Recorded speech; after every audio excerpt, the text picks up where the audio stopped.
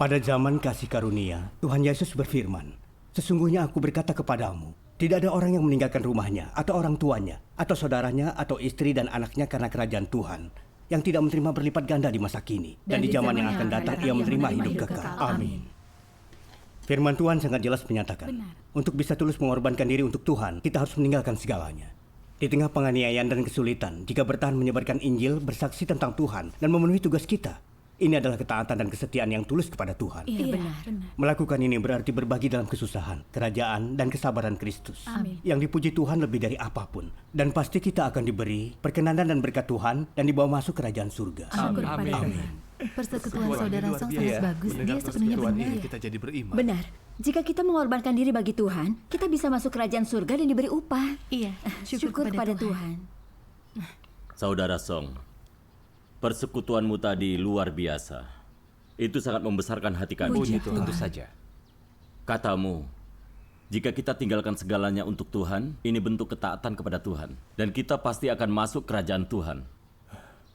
Aku pikir pandangan itu tidak sesuai dengan firman Tuhan.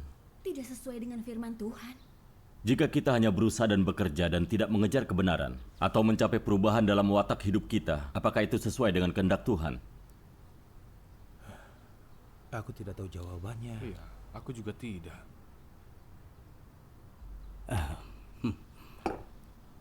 Saudara Zhang, kau benar.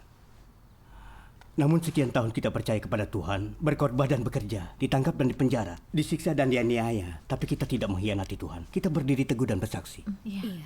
Setelah menerima pekerjaan Tuhan di akhir zaman, kita bisa tinggalkan segalanya.